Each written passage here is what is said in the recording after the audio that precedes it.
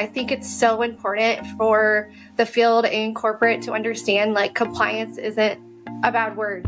Again, we're here to support you along the way in your social media journey to help you make those sales, connections, whatever you're trying to do within your networking, but do it compliantly so that you're not in the end costing yourself more money or costing your company more money. Well, hey there, and welcome to the Direct Selling Accelerator podcast. I'm so excited for this episode where today we're going to share with you a little bit of an insight into what makes posts on social media compliant, not compliant, and why this matters so much. Now, before you switch off because you think compliance is not a cool subject, I want you to just lean in for a little moment because I'm going to be joined in this episode by an amazing individual, a human who has spent a huge amount of time in this space, the amazing Jerilyn Taylor Passey, who is a senior account executive at Momentum Factor, also at Field Watch. And it is her experience and her job to not only work with helping to monitor compliance for direct selling companies, but to help the field understand what they can do. In this episode, I questioned Jerilyn on a whole bunch of topics, but specifically we got talking about some of those gray areas, and we really unlocked and unpacked why this matters so much. So if you've been sitting back and you've been kind of a little bit maybe complacent around compliance, you've been doing things because you can, not necessarily because you should, just lean in and listen to this episode. We shared a number of stories and a number of experiences and a number of reasons why non-compliant posts on social media are so damaging, and not for the reasons that you might think. So if you want to get results on social media, if you want to grow your business in the direct selling industry, if you want to get success, if you want to generate leads and make sales, listen on in, because in this episode we share a bunch of strategies, tips and tricks that are going to help you not only be compliant, but actually get results. So with all of that being said, I'm going to hand over now to the interview with the amazing Jerilyn Taylor Passey. I know you're going to love this episode. Grab your pen and paper out. You're going to want it for this one, and enjoy.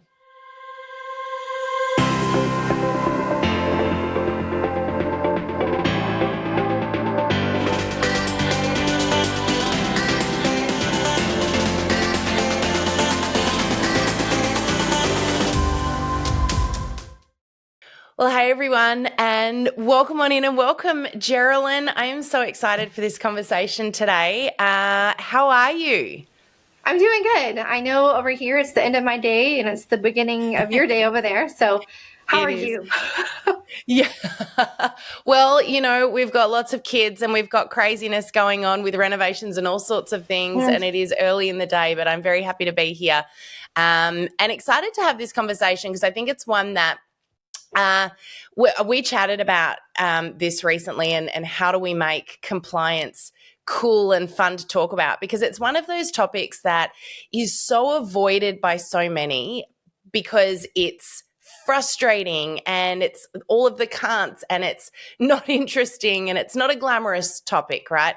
But it is so critical to this industry, and so I'm really excited to have this chat with you. But before we do, you are senior account executive over at Field Watch. Tell us a little bit about what you do and your role. So it's one of those roles and titles where it's like an all-encompassing thing. And I feel like that's kind of something that's been happening a lot after COVID, is do a little bit of everything, sales, account management, events, partnerships, you know, just kind of we delve into everything. And we're a team and we work really well together. And I've been in the industry for about 10 years. So of that 10 years, most of it was spent in Texas. I'm a Texas girl. And then I recently moved to Salt Lake City, which we know is a hub of everything that's kind of in our industry. But I'll always be a Texas girl at heart. And I do enjoy going back to visit some of my family. And I did make it kind of a on purpose thing where my daughter was born on Texas soil, even though when she was 3 months old, we moved here to Salt Lake City. Mm-hmm. She's going to be a Texan girl too. So I love that. And you've got a little one a similar age to mine, because I do remember catching up with your awesome husband, Colton, when we're at one of the DSA events in I'm just trying to think where it was. I think it was actually in Salt Lake City. Yeah, that was And actually. you were literally right about to have a baby, and I ended up handing him a couple of outfits that Addie had outgrown and never worn. And I was like, well, you're about to have a baby girl. Take these. And it's such an exciting journey, isn't it? Yeah, we've been so lucky with all the support, especially within the industry. It's kind of a weird thing, to date or have a husband in the industry, but it also worked out really well for me. So I'm happy about that. But yeah, it was really nice seeing you there with your children. And I just thought maybe we can make this a whole family event. So it made me miss my daughter for sure, because they're only a few months apart. But yeah, so Colt, and he's probably outside the door listening to me right now. So I'll let him know you said hi. Well, the thing is about this industry, it is such a family-orientated industry. And, actually at that very event, we had Addie in the back of the room where I think the event was held at USANA head office that particular time. And I was really nervous because, when we go to a convention and I'm speaking at a convention with Field, having a baby in the room is no big deal, because they all do it and they all get it, and most of them are parents. It's a very normal thing. But when we come to a direct selling event, I felt a little bit more like, well, this is corporate. Will it be okay? And I remember having a couple of the company CEOs, but also some of the people at that time that were running the DSA come up to me and just said, thank you. This is what this industry is about. We're so excited that you felt comfortable enough to bring your little one with you. And she was, she was not floating around all of the time, but it's nice to know that this industry still prioritizes family over everything else. And it's what makes it, it's part of what makes it so special. Yeah. I mean, that's where it all started, right? Women. That's right. The business, families. So yeah. So it's nice that we can still be in that place.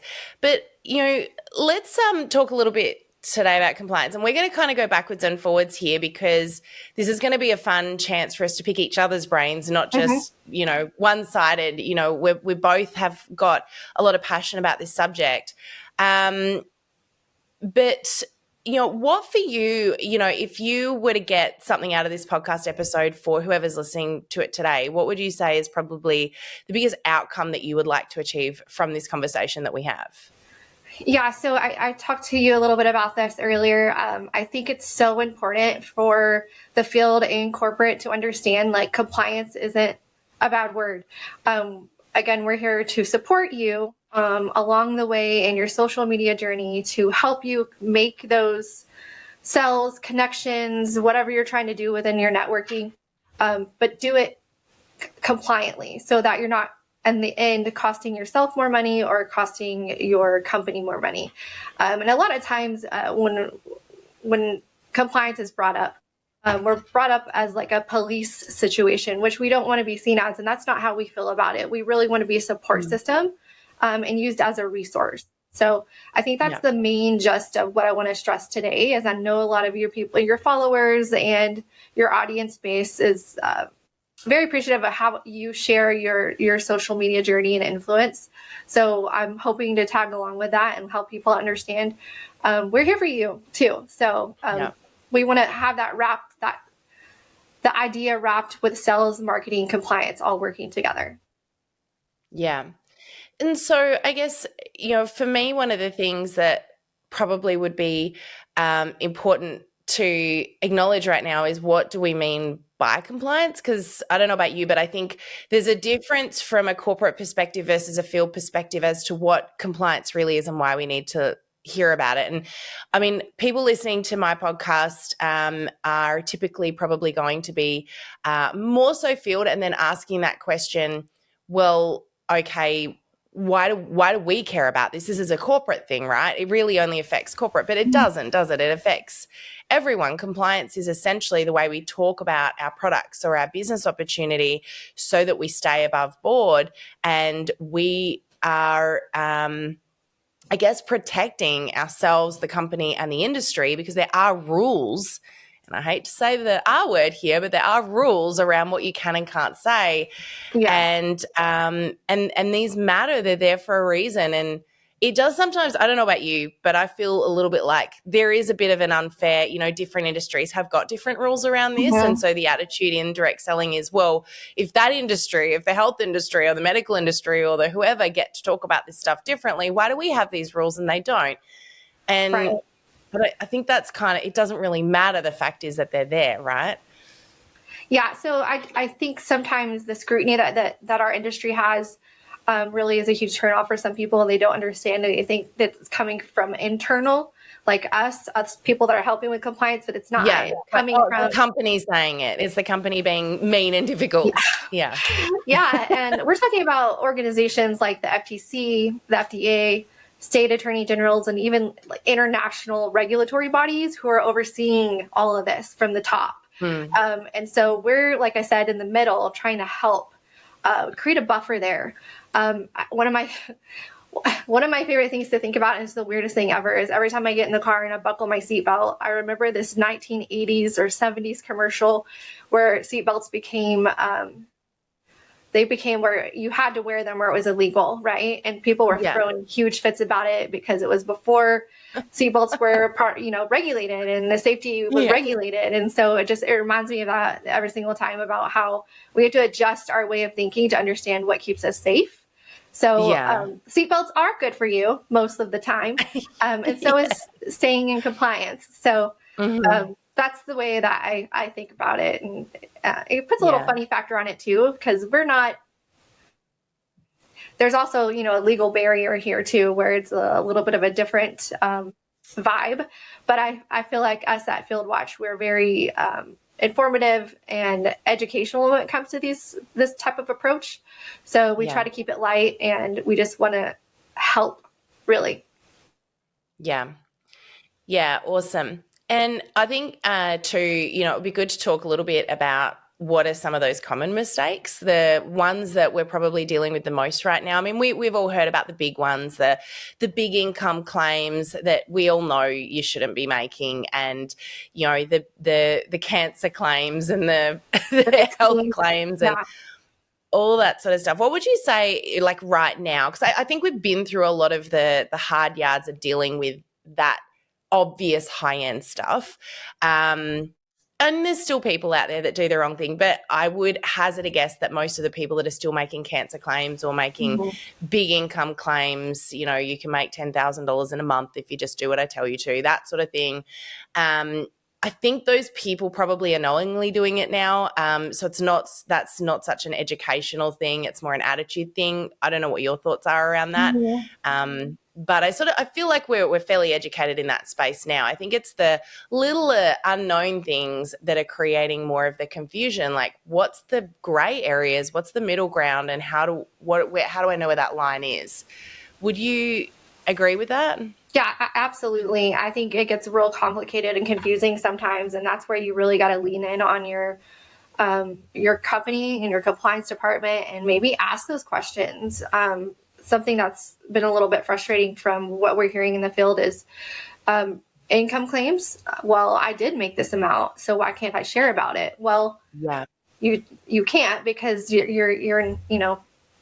part of you're part of the 1%, right? So you can't make these big claims for across the board, because that's just going to be against regulatory and compliance. So, but there's always that fight. So how do you win that fight? You have to educate them how to actually post. If you really want to talk about it, how would you actually post it? So it's having education from the start, from onboarding, and from the start of becoming a distributor. What really gets complicated is when you've had distributors who have been doing this for 25 years. So how do you go back and retrain? Well, it starts at the top, right? It starts with knowing the rules, and then educating yourself on the rules, and then also knowing what to post. Yeah. So like from a consultant's perspective, because you just like you mentioned, obviously the income claims and the fact that them, and I know several companies and organizations now where they really do turn a blind eye, because they've got so many people doing it, and they're flashing incomes and they're flashing checks and they're saying, this is what I'm making. So just so people understand, why can't they? Like, what happens? What's the risk? If, it's kind of like what's the worst that could happen? Seriously, Jerilyn, what's the worst that could happen? So what we prefer to happen is we get to it before they do. But if any of the regulatory bodies get to it, a single post can cost up to $53,000. So if you're a startup company, that could, put you under. And that's one single post. If it's something that's cross-posted across all platforms, it's $53,000 per post. So what we're trying to do is save that from happening. And then once that even happens, once you're on the regulatory radar, they're just going to continue to check you every single time. And, you're under a whole lot of scrutinization there. So not only is it costly, but then it's going to be a long-term battle because you'll be under their eye consistently. Yeah. And what about the actual distributor? I know in Australia there is now regulations that say the distributor can also get fined as well as the company. Is that the same in the US? Yes, that is the same, especially if legal gets involved. So they can be fined. They can be let go as a distributor, be cut off as a distributor. So it's not just the company anymore, especially if you're getting flagged multiple times and just going against all the rules. So it could be scary out there for you as well. You could end up going to different, courts to try to fight for yourself. And is it really worth it? Like, is it really worth it to just stay in compliance with anything you're doing there? So. Yeah.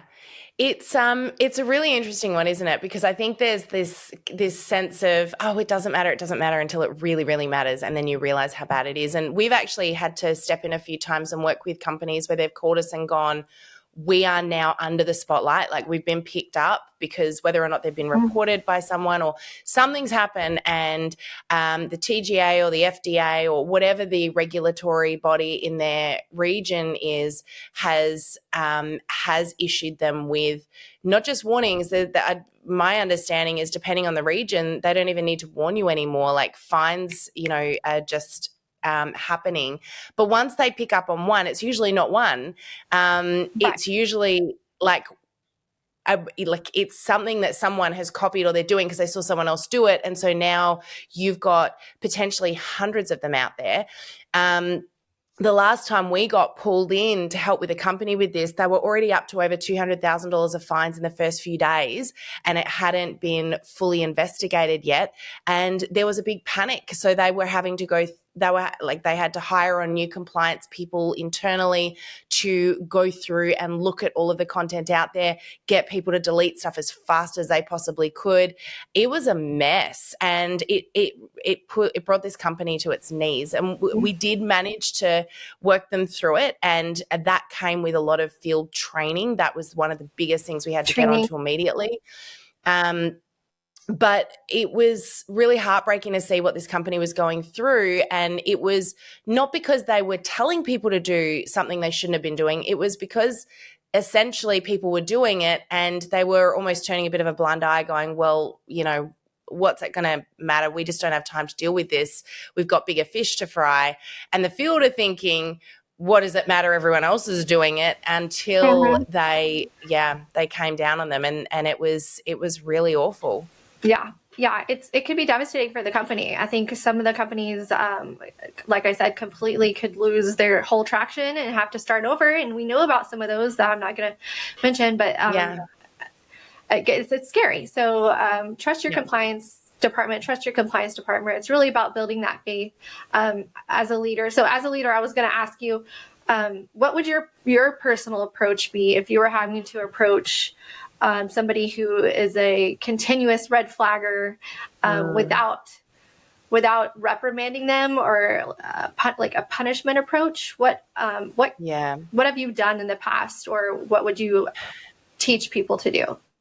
Yeah, it's a really challenging one because, of course, you've got the politics of dealing sometimes with leaders who are growing their own business. And when someone grows their own business, they feel a sense of ownership and they feel a sense of control, and and all for good reason, as I do in my own business. And, I want to run it my way. And so to have someone come along and say, you can't run it like that, especially when in a lot of cases, the non-compliant content has actually become a key driver and a key part to how they run their business. Like, they say certain things that hook people in. And one of the reasons that non-compliant content is non-compliant is because it works, but in probably some of the wrong ways, in from a fear perspective or from a promise that maybe can't be guaranteed perspective, whether you're pulling on the health side or you're pulling on the income claim side. And so the first thing is always the educational side, like just helping them understand. If in the case that person understands and they're choosing to do it anyway, that's where potentially, you can't get around. I think sometimes having to enforce certain things or,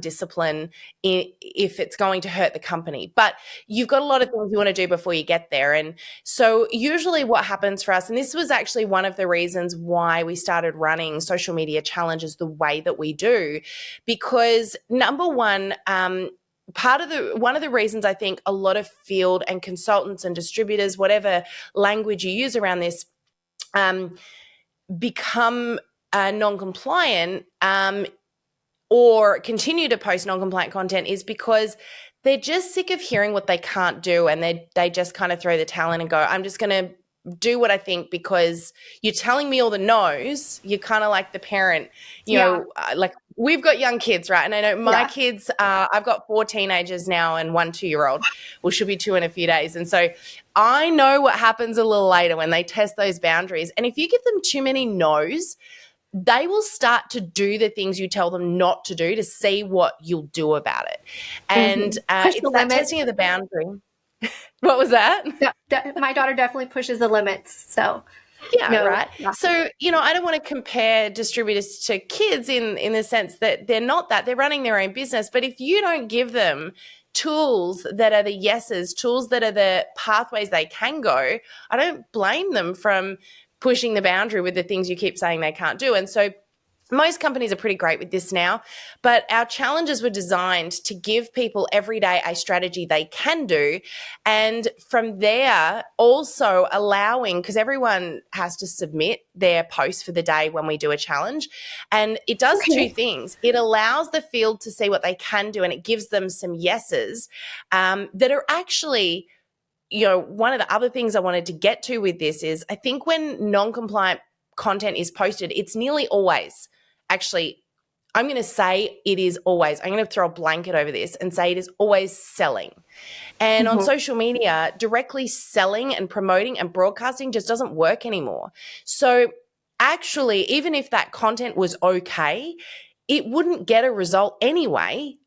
You get a bit of a result because of the fear factor and because of the guarantees and the promises that we shouldn't be making. But the fact of the matter is that people are sick of being sold to. They want to hear what you do. They want to hear, and this is where the gray area we'll talk about in a minute comes in. But when we give the field a tool that says, here's what you can do, and here's how you sell without selling, here's how you build curiosity and intrigue, here's how you be yourself and share your journey and have people feeling connected to you and like they want to know more, it gets a way better result in the long run anyway. But the flip side to that is because they're submitting the content, the companies are then able to see, and the compliance team is then able to see what they're posting.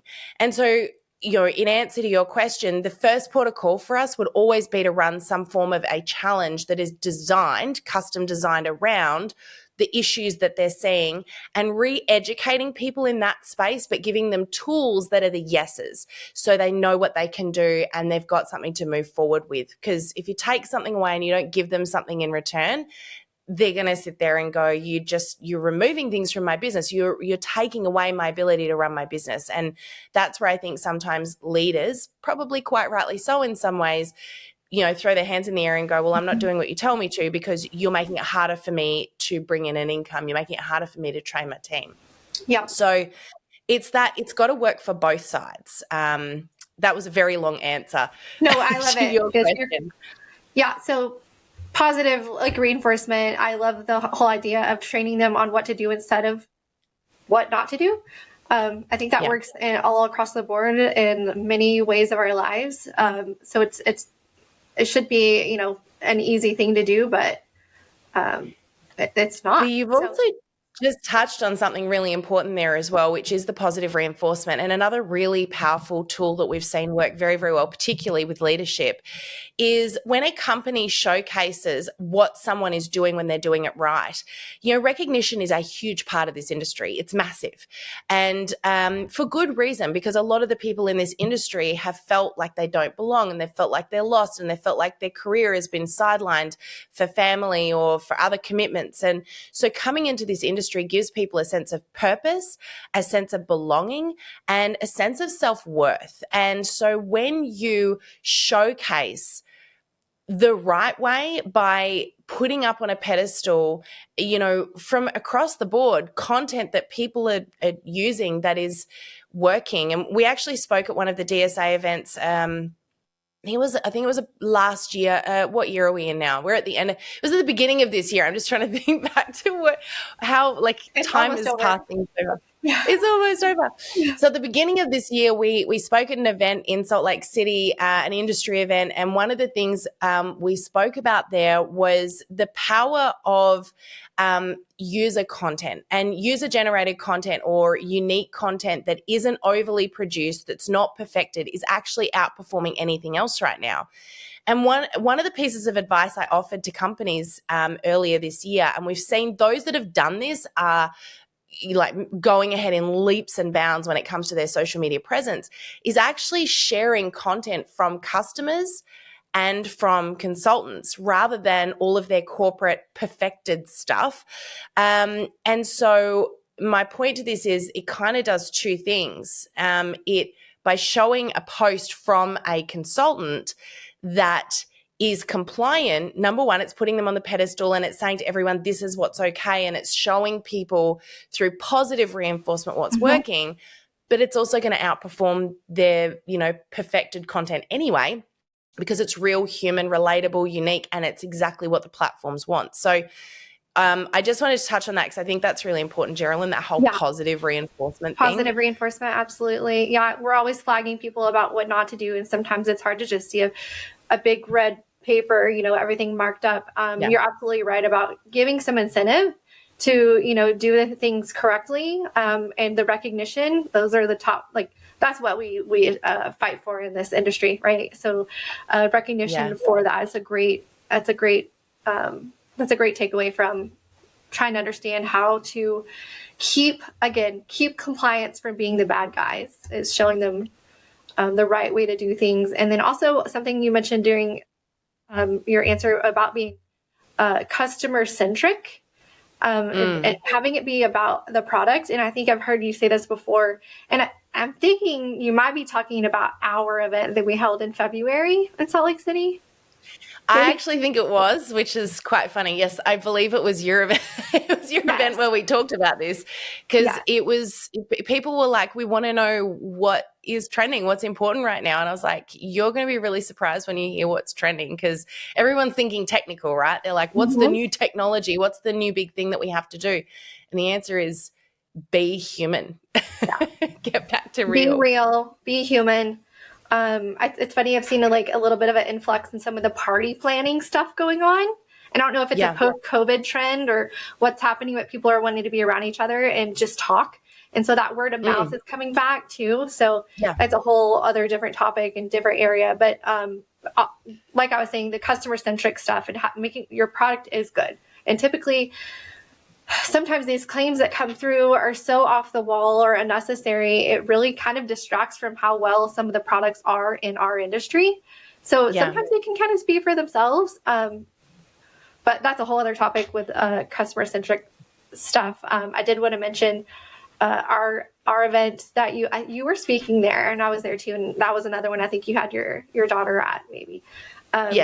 She's always at my events. I actually had her in a front pack, and she was so asleep much on my chest while I was in between. I think I spoke 3 times at that event because we did a panel and a few other things. And so every time I get backstage, I'd put her in the front pack and she'd fall asleep again. So it was actually really, really great. I love that. That is so precious. I wouldn't be bringing my daughter because she's crazy, but I love the idea of being able to. But she's off the wall. So, and I think she gets that from her dad, not me. Yeah. Um, Well, interestingly, I can't bring Addie into the room now when I speak because she is getting that little bit clingier. And if she sees me on stage, we're at an event recently. I spoke at a conference in where were we? We were in LA, and there were like 8,000 people at this event, and she saw me from the back of the room, and I'm on stage and I could hear her calling out. I was like, so Greg's, like scooping her up and taking her out and promising her yogurt and you'll get mummy later. Making so she those can't false come promises. Yeah, no, he gave her the yogurt. It was a real promise.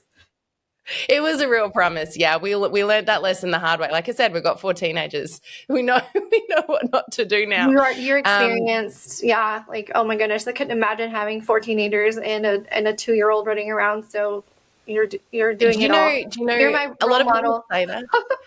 A lot of people say that, but it actually creates this huge sense of gratitude for the 2-year-old because, and anyone listening to this has got older kids knows what I mean when I say when they're little, like they might have little tantrums and they might, go through stuff and fall over and go through teething and all of that stuff that's really tough.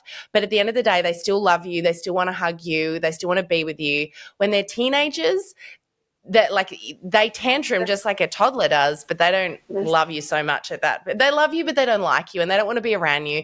So when you have a 2-year-old, which I know that you do, just like enjoy those cuddles, enjoy those moments. And even when they're having tantrums, I look at Addie now and, back 14 years ago, I would kind of panic when my child threw themselves on the floor in the supermarket or the grocery store. Now I just look at her and I'm like, oh my gosh, you're so cute. I love you so much. And I just pick her up and give her a hug because I'm like, you're cherishing those moments. So yeah, because my 14-year-old will still have a tantrum in the middle of the grocery store because I didn't buy him a packet of Tim Tams, it doesn't change. But there's no return on it, so it's not worth it anymore. It's not cute anymore. And smelling her. Anyway. Let's talk a little bit about the grey areas because I think this is probably one of the biggest issues for most people is, okay, we know income claims, Sam and Jerilyn, we know cancer claims, but what about the in-betweens? And I want to talk to you about this because you are a pro in this space and even I sometimes get a little bit confused, especially when a company comes to me and says, okay, befores and afters are how we do everything. It's what we tell our field to do, or if it's coming from a leader, it's what we tell our teams to do. What are some of the common mistakes that you see field consultants, reps, distributors making on a regular basis that you would call kind of an easy mistake to make or a grey area mistake that seems innocent but actually could land them in some hot water? Yeah, so a lot of times what happens is they'll take photos of kind of their lifestyle, and a lot of it's a lifestyle situation, and you may not know over time, you may not know that you're doing this is against regulatory and compliance, but it will flag you if you are taking photos of yourself in a private jet or going on these extravagant trips, and then maybe you're not deliberately saying, I am working for this company so I can go on this jet. But then in a post later on, you'll say, I'm so thankful for such and such company. And then, so you may not be able to put them together immediately, but you're creating this overall feeling and vibe of that type of income claim that you're not really realizing it is, or you may be intentionally trying not to. But the lifestyle, some of the lifestyle things you're putting into some of the posts, they come back. Like it's still against compliance. So I think that being really careful with that, and that's hard for some people because they really are living that lifestyle. Yeah. They really are living that lifestyle. They really are. I've seen some where people are taking photos of their paychecks and sharing it, and they really are making that paycheck. But again, that's that 1%, and you can't be misleading. And that's typically what's happening is they're misleading people into thinking if they join their company or do what they're doing, then they'll end up living that type of lifestyle or getting that type of paycheck. So let's just talk for a second about why that's not okay. Because I know if someone's listening to this and they're like, but hang on a minute, Like if I'm earning that, why can't, it's up to me if I want to that's a very share good it. Why point. can't I share it? So why is it not okay? Like why have the regulatory bodies said no? Now I will point it out. I don't necessarily think that every compliance rule that we have on this industry is fair, but it's not about what's fair. It's about understanding what you can and can't do and why you can and can't do it. And so income claims, let's just quickly talk about that for a sec. Why can't you share your income even if you're telling the truth? You can't share your income even if you're telling the truth, again, because you're not statistically, most people who join the company or do what you do, they will not come out with that.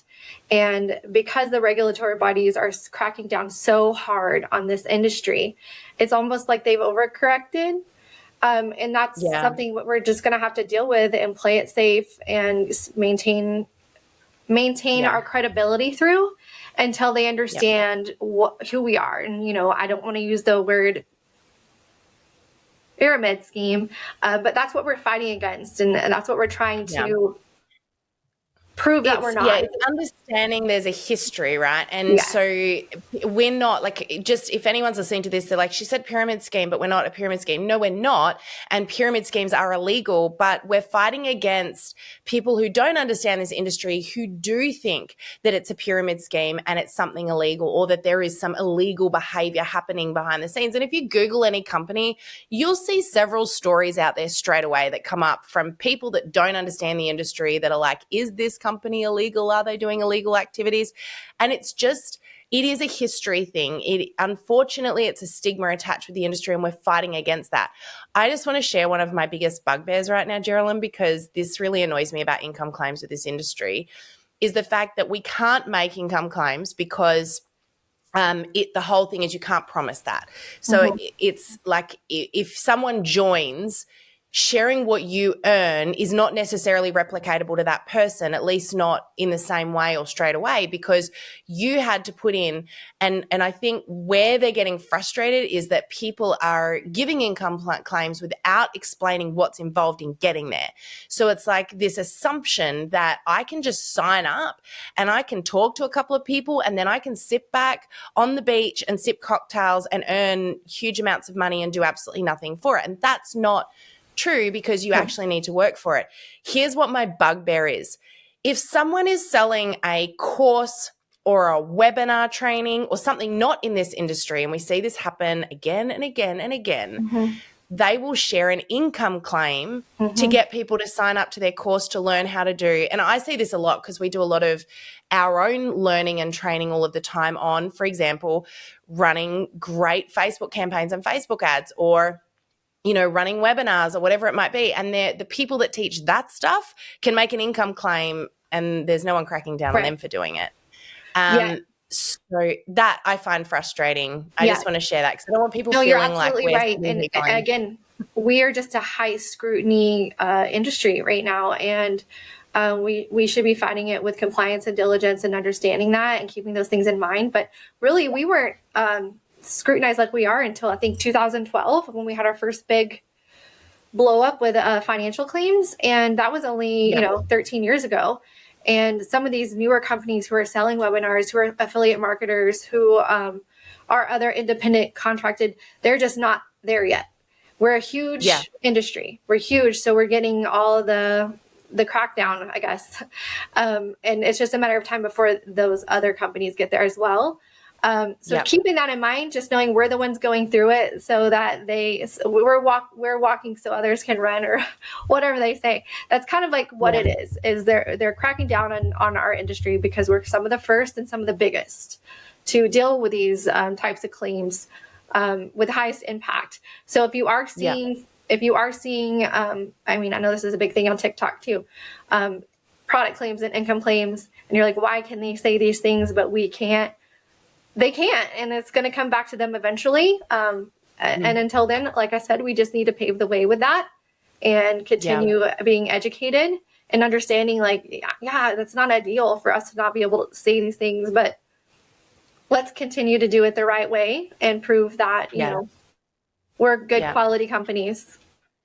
And I think the flip side to that is, even if they can get away with it, and even if it is working to a degree, to me, it's the churn and burn mentality. I don't actually think it works. I think when people see content that is heavily salesy, that it has got that cheesy, and I'm putting it out there. I think when you share an income claim with people, rather than making it personal, rather than making it about you, I think it's cheesy anyway. And it comes across as, look, I know in some regions you can get away with it more than others. Definitely in Australia, you got to tone that stuff right down because people don't want to be sold to. They don't want to feel like the many anymore. They want to feel like the one. They want to feel like something is being tailored for them that's going to work for them specifically.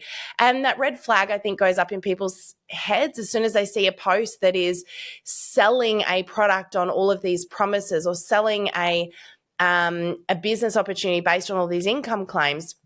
Until you make it personal and you tailor it and you share why you do something or why you love something or how it's impacted you and again, you've got to find ways to do this that are compliant. But until you do it like that, I think that people, generally speaking, see it and are like, I don't really want to, interact it's a with that turn off, person. right? Yeah, it's a huge turn off doing it that way anyway. It's not the way that we're moving forward with our market. Like our whole market's changing, especially with all the AI stuff that's coming out, because you don't know what's real or fake anymore. So you got to really use your own judgment. And that's why I think a lot of it's coming back to what you were saying earlier about the human factor. Like, what's human about this? Because everything seems so fake. There's so many replications of things that are trending, that are fake, fake websites, fake reviews, fake, bots everywhere. So if you could fake that interaction and fake that attention, it really drives people towards looking for something that's real and human and having that like real connection and interaction. So I think that's great in the direction we're going, but it's also, on the other hand, with AI and everything that's happening, pretty scary, unless you can use it for good. Unless you can use it for good. And, our platform, obviously everybody's got to be adapting to AI right now. And our platform is able to look through anything that's AI, and we use AI to find all the keyword searches and everything that we need to find. So it's like, if you can't beat them, join them, but also you got to find a happy middle with it. Yeah, 100%.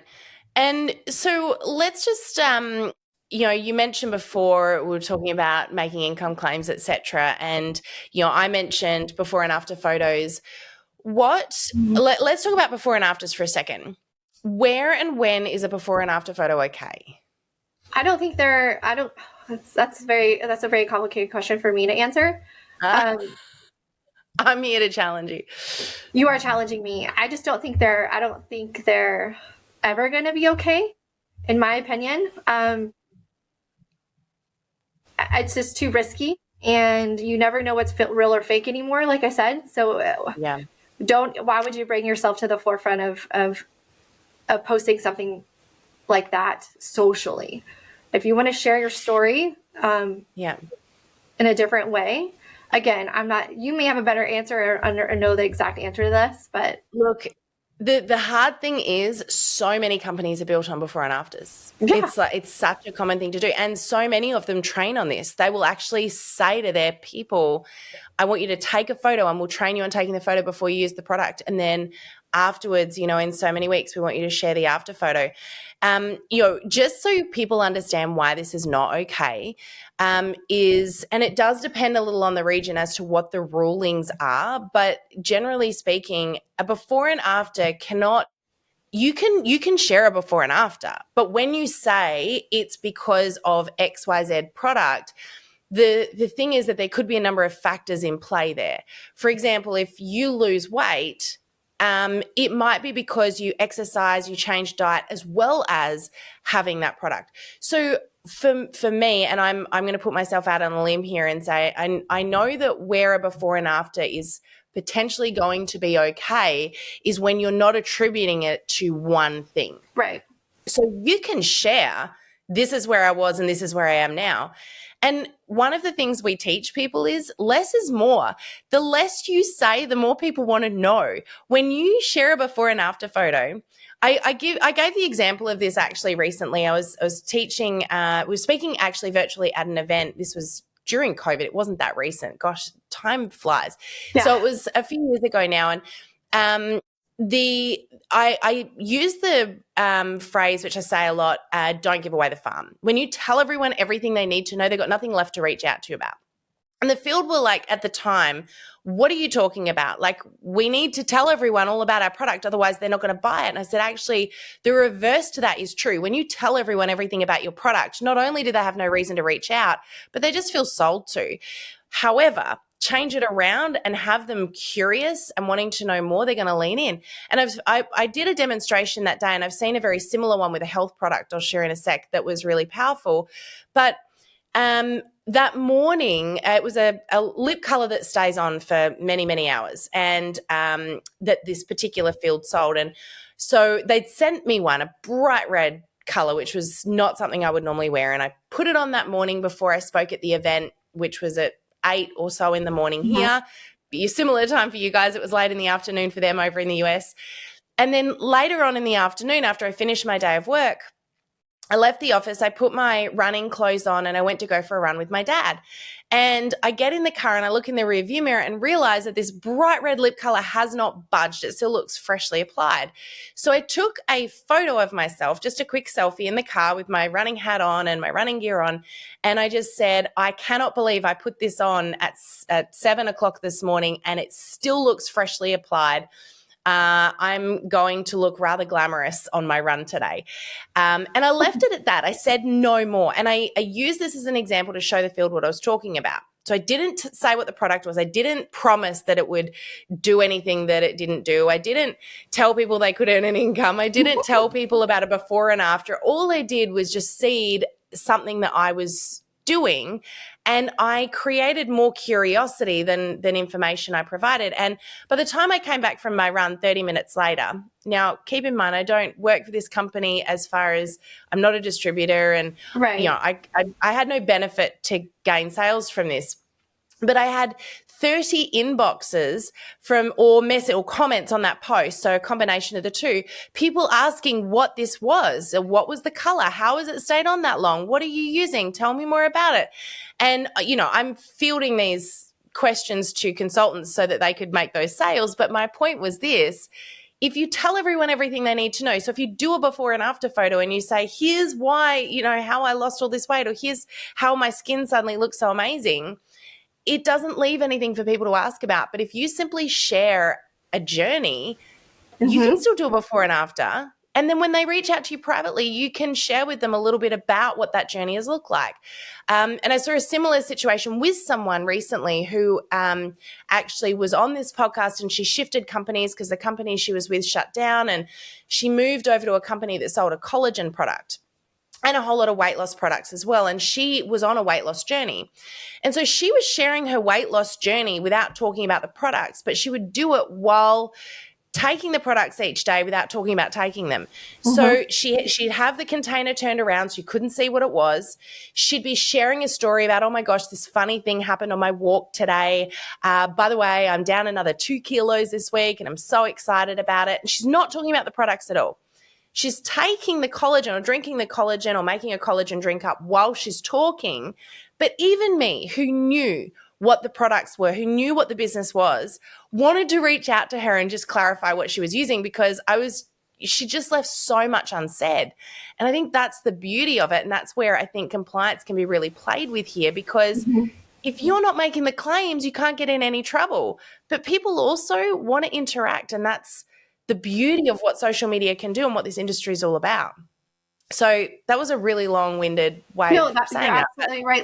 Always leave them wanting more. It's the curiosity factor, the question factor, where you have if you start asking questions, or if you start giving them reasons or leads to ask questions, then you can have that connection. And that's such a smarter way to do. I don't even want to call it a sales tactic, but it's a connection technique that I think is all psychological. So yeah, you're absolutely right, and I've seen that a few times on social media platforms. Ones that are really successful and in compliance, they're kind of hinting at things, or they're showing things through what's happening to them, but like not really leaning on it too heavily. It's smart. So yeah, that is a great point. Yeah, I've noticed that too for some of the brands out there that aren't even in direct sales, but some products that people are using, and it's intriguing. So people want to know what it is. Yeah. Yeah. And that's it. I think, the less that's said, the more people want to know. We often, I think I actually shared at the event that was at the USANA office, I don't know if you were there. I know Colt was definitely there, and I was talking about the animals in the forest analogy. Did you hear that one? I didn't. It's one of my favorite stories to tell, because it helps people understand how social media really works and how we behave and what it does to people who are looking at our content. And one of the things I talked about was, if you were standing in a clearing in a forest and you were dangling a piece of food for your favorite animal, and you wanted that animal to come into the clearing with you, like a steak for the lion, if that steak was your piece of content on social media that had that lion sort of wanting to know a little bit more, why on earth would you get that steak and throw it into the forest so that the lion had no reason to come into that clearing with you, if in fact your goal was to attract it into that clearing with you? And so if you tell everyone everything they need to know, this is the product, this is what's in it, this is how much it costs, this is what it does, number one, compliance, hellfire is going to potentially rain down on you. But second of all, it's not going to work, because you just thrown the steak into the forest, and what has that lion got left to come in and talk to you about?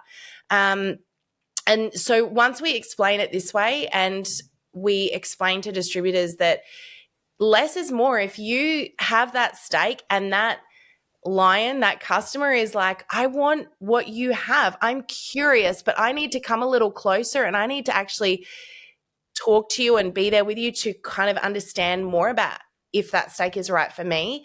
They're going to come into that clearing. And so it's how do you start those meaningful conversations, and how do you build that curiosity? And I think it's just about being human, isn't it? Mm-hmm. Yeah.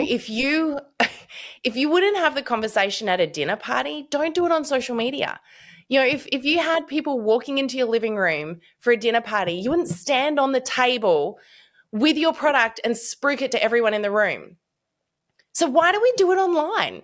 If they walk into the room and you welcome them and you say hi, you're going to ask them about their day. You're going to get to know them. You're going to, how's the renovation going? What was your trip like? You're going to talk to them like a human being. And then eventually through that conversation, they might ask you about, oh my gosh, your skin is looking amazing. What have you been doing? Or, how's your business going? And you have those natural conversations that way. And I don't know why we behave differently on social media than we would in that scenario, because we're still dealing with humans, right? Well, it's the hustle culture too. So I think a lot of that's kind of going away, but the hustle culture played a huge factor in that, with some of the social media over posting, over sharing. And I love the idea that you're saying using what turns out to be compliance as a sales tactic. Limiting what you're sharing, and also makes you stay in compliance, but it really creates the curiosity factor. So that's amazing. I'm so glad that you're sharing that with other people, and that it's becoming more, I guess that's more of I don't want to say acceptable, but easier way to be compliant is to not say anything. So that's great. Well, it's not even not saying it. It's sharing the journey without oversharing. Right. It's just minimizing it, right? Let's just not go overboard. A little bit of a tease. Get down off that dining table and stop shouting at everyone in the room. That's fair. I love that. So, Jerilyn, I know we could talk about this for ages. I've got so many more questions that I wanted to ask you. But I would like to know if you were to give one piece of advice for people to take away from today, whether it, maybe from a corporate perspective, but also from a field perspective, what advice would you provide someone if they were trying to grow a business? They're like, what's the one thing that I can do right now that's going to help me be compliant, but also win because I want to be able to grow my business. So what can I do? Like, I mean, you guys have got an incredible platform as well. So I highly recommend any company out there that is looking for a way to not just keep track of what the field are doing, but support the field. Fieldwatch is amazing in that. But, you know, if someone's wondering, what can I do? Like, what's my next move? What would you say? So that's an interesting question, because I think most of the fields listening into a lot of your podcasts too. But it starts from the top. So on the field's perspective, just pay attention to your policies and procedures coming from the top. And then from the company's side, I would say just helping them building a culture of compliance. So where everyone throughout every department is part of compliance. It's not just one compliance department, and creating like a whole, like I said, culture of compliance, and so that they're working towards the same goal. It's making compliance part of who we are as an organization and an industry as just part of it. We have all these sales trainings, we have marketing trainings, we have lots of other trainings, but compliance is sometimes bumped to the side of that because it's not creating, income. But if it's being done together and you're having a cultural shift towards making it part of your business, then it could all work together, keeping the company safe and not being charged anything or getting in trouble. But I think the overall goal is to have it all working together. And sometimes it's separated, so it's siloed a lot in the industry, where compliance is its own workshop, and sales is its own workshop. But I feel like they should be working together. So that would be a major takeaway from if I were a company trying to learn how I can make that work within my company, and having the field understand that too. Again, we don't want to police them. We're not here to reprimand them. We're wanting you to invest in training your field. So training, education, and just building a culture around compliance. Yeah. And I'd add to that, from someone who gets what it's like, obviously, to grow a business and the what you can and can't do. Sometimes you kind of get, you feel like, I don't have time to do all this compliance learning. I'm not interested. It's just all the no's. And so one thing that I would say that has been so helpful for us when we're training is to be able to say to people, look, as a bare minimum, and most companies have got this, but I would say please make sure that you keep this up to date, because this is the one tool that is an absolute go-to. If you're a consultant listening to this right now, your company should have a document or a simple PDF somewhere that is what you can say. And if you just have that document handy, if you print it out and you're creating any content on social media, you've got a quick reference guide of things you can say. And the rule of thumb there is generally, when in doubt, leave it out. So if it's not on that, you probably can't say it. So most companies will have a document like that per product. But also, I'm going to pray right now that all companies have done this part right. I'm going to assume here, but anything that's on the company website is an okay thing to say. So if it's written on the company website, it's therefore public. They should have compliantly checked that. It's on them if they haven't. I can't imagine any company in this day and age would not have a completely compliant website. So look at the website. If you're like, what can I say about the product? Go to the product description on the website and have a look. If you want to know what can I say about the business, go to the distributor or become a distributor page on the website, see what it says about that. And those are the things that you can say. So providing simple, easy reference tools for field, I would say, is probably one of the most powerful things that a company could do, which is essentially what a challenge we would do is saying, here are all the things you can do. We're going to hand you a tool every day. But if they've got something they can print off or that they can quickly reference in a couple of seconds when they've got their little bit of time that they're working on their business, because for most people in this industry, this is a side hustle. They don't have 8 hours a day to work on this business. They might have 30 minutes. And so it's like, I need to get in, get it done, and get out. So what can I do is the common question. And so providing a good resource in that space, making sure they know where that resource is. And if you're a distributor listening to this, go and find that resource, because that's going to be your cheat sheet. So that would probably be my biggest top tip in that space. Yeah. So every time you're giving lessons or trainings, you're including those types of tips for compliance. Yeah, I would absolutely make sure that those things just get referenced again and again and again and again, so people know where they are and where to find them. It's probably more powerful. You know, we talk about positive reinforcement with kids, and we know now that the more I give the example when we talk a lot about mindset in our trainings, because for a lot of people, when it comes to social media, and this is going away from compliance for a second, the reason I wrote my book Show Up Anyway is because it's a courage thing, and people need to get their mindset right, because the reason they don't show up and the reason that all they do is sell is because they don't realize that what they're truly selling is themselves. That's Right. what they should be selling. And as a result, we have to talk to people a lot about what they focus on. And, when you are growing a business, you need to focus on where you want to go, not what you're afraid of happening. And so I guess the example I give is, if you've ever taught a child to ride a bike, and I know you probably aren't at that stage yet, Jerilyn, but I've taught a few kids how to ride a bike. And if you put that child on the bike and you say to that child, see that rock over there, whatever you do, don't hit the rock, don't hit the rock, don't hit the rock. What is the child going to do? Hit the rock. They're going to hit the rock because they're focused on it. But when you say to the child and you do not point the rock out at all, and you say, see that footpath over there? I want you to follow that path. The child may not get the path right. They may swerve off a bit. They may tumble off a couple of times, but they're not going anywhere near that rock. So this is why I would always say, yes, you want to give them the information about what they can't do, but the more you focus on it, guess what they're going to do? Straight to the rock.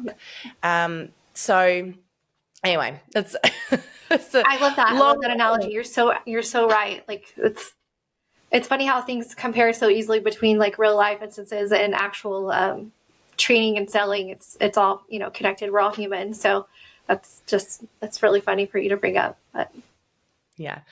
Now I've got a couple of fun questions I want to ask you just before we do wrap up, though. These are my favorite questions. I ask them always on my podcasts, and I'm going to ask you as well. Are you ready for them? I hope so. The first question is, because I really believe that leaders are readers, and we get some really cool golden nuggets thrown in here with this one. What would be your, I guess, book of the moment? You could say your favorite book, but what would be a book that you'd recommend for our accelerator book list? So something I've been trying to focus on I've had the worst brain fog coming out of postpartum. And so I've been trying to do puzzles and practice my brain. Is that normal? Yeah, it's very normal. Are you like, I put my keys in the fridge yesterday. It won't go away. It won't go away. So I've become able to accept that, but also how do I just work around it, right? It's going to be a workaround until it's all fixed. The 5-second rule. Oh yeah. She's somebody we've met before at some of our events that we've attended and been a part of. Mel Robbins is her name. So the 5-second rule. So it really helps me to stay on track if I'm going in the wrong direction. Pivot, 5 seconds. So it's a helpful time reminder. So that would be my awesome. I love that. We've read that in our member book club, and it's been a really powerful one for a lot of people. It's really helpful for me right now. And I've had the book for a while, a couple of years when it came out, and I just never sat down and read it until recently. And I thought, oh, this is so helpful. So many helpful tips. I believe that collecting books, buying books, and reading books are two completely different hobbies, and they don't necessarily go together, because I have got a big book collection. I love buying and collecting books, but I've got more books than I could, I think, read in a lifetime. I love the way they smell. Smelling books is its own thing too, I guess. Yeah. Well, what's actually really funny is I'll buy the book and have it on my bookshelf, and then I'll listen to it on Audible while I'm driving. So I never actually pick the book itself up, but I want to have it because it's almost like a moment. Yeah. Yeah. I have it. It's there just in case for whatever reason. I also love to gift books to people, and I treat it like a library out there. So anyone's allowed to come and just take anything off my bookshelf at any time, because I feel like knowledge is such a powerful thing. Second question is, what's your favorite quote? Oh, goodness. Let's see. My favorite quote. That is a hard one because there's so many flopping through my head. I think do what makes you smile. I don't know who says it, but I think about it all the time. Do what makes you smile, because sometimes we get stuck in a fork in the road, or again, this could be my postpartum brain where I'm like, what direction do I go? And with all the lifestyle changes I've had recently, between moving out of Texas, which is huge for me, job change, new husband and a baby, it's always try to focus on do what makes you smile is my go-to motto, I guess, more than quote. I love that. And if you could have any superpower, what would that be and why? Superpower, mind reading. Mind reading. Oh, I think that'd be awful. Yeah, but I would love to be able to turn it off and on. So like only when I clued in, and that, I don't know, I just feel like I could, I don't know, change the world. There's so many possibilities I could do. As a salesperson who, like, I grew up in door-to-door sales, and like my first ever job was direct selling, and then I moved to door-to-door sales, and then I moved into a whole lot of cold call sales roles. And I feel like mind reading would have been the ultimate tool back then to know how to work out what the person's objection was and how to get around it. Because for me, it was always this game of like, what are they really thinking? What's really going on in there? Yeah. And I used to become, I became a bit of a master of asking questions, because I knew that if I didn't have the answer yet, I was going to pull it out eventually. But I was like, it would be so easy right now to just be reading your mind. And that would be the one time I think I would want to use it. Maybe also with my teenagers. With work, yeah. With my husband and work, definitely. Or, my daughter can't talk yet. It'd be nice to know what she's trying to say. So, well, that's true. That's true. And then the last question is, if you could go back in time and and say one thing to your past self. If you could go back in time and say one thing to your past self, what would that be? This kind of goes back to your second question. Is just do what makes you smile. So I'm going to stick with that. I don't believe in any regrets. I feel like everything that we've done has led us up to where we're at. Decisions and choices along the way definitely, stream me along that path, but everything that we've ever done. So again, no regrets, but just do what makes you smile, and hopefully I'll end up exactly where I am. I would hope. I love it. So, well, it's been so great chatting with you today, Jerilyn. I wanted you to answer about your book too. What's the book you're reading right now? Actually, I've got a couple on the go, but the book that I've just read that has been the most impactful for me, I think, this year, and I'm reading it a second time immediately after finishing it the first time, is called The Game of Life and How to Play It by Florence. I can't even think of her last name. Is that an older book? It is. It was actually written in 1921. Yeah. And it's really amazing because it's the concept. Essentially, it's talking about the universal laws, and it's tying them in to biblical principles, which are one and the same, by the way. And it talks about the universal laws or these biblical principles, but from the perspective of essentially like how to live an incredible life and how to be successful. And she gives a whole lot of like really great examples. But the funny thing was, it was written way before talking about universal laws and manifestation and all of these things were a popular thing to talk about. Yeah. And I feel like back then she probably got a whole lot of flack about this book. And she wrote several books in this space, but I've only read that one, and it was just constant download and golden nugget after golden nugget. It was amazing. So there's a workbook that you can buy that goes with it. So I bought that and I'm rereading it again. I'm like, I want to soak every bit of this up. So yeah, that's my favorite. Okay, well, I'm going to have to do that too. That sounds amazing.